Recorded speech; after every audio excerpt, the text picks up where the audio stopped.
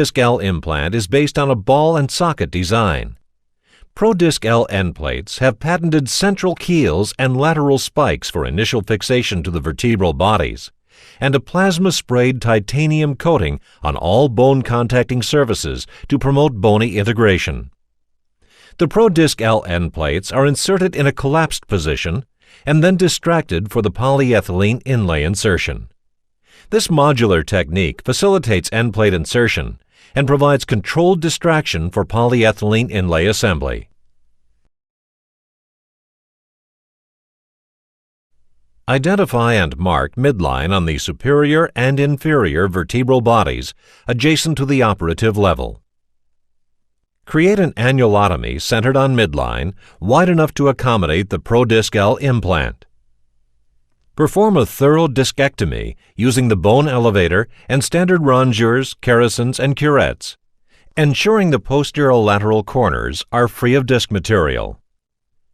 Insert the vertebral body spreaders to the posterior margin of the vertebral bodies to gradually remobilize the motion segment. The posterior longitudinal ligament should be completely exposed and released or resected as required to achieve remobilization. Trial implants are used to determine the appropriate implant footprint, lordotic angle, and disc height.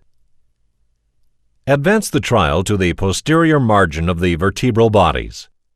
The adjustable stop can be backed out to allow the trial to be positioned more posteriorly. Advance the chisel into the vertebral bodies until it is fully seated on the trial. The chisel and trial are left in place until the Disc L implant is ready for insertion. Load the inferior end plate and superior end plate onto the inserter and nest the two end plates together. Remove the chisel and trial. Align the keels of the Disc L implant with the chisel cuts and insert the end plates to the posterior margin of the vertebral bodies.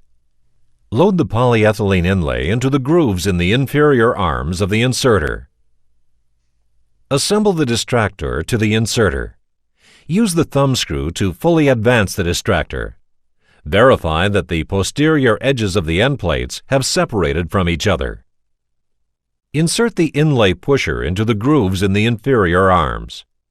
Manually push and lock the polyethylene inlay into the inferior end plate. Remove the instruments and verify final implant positioning.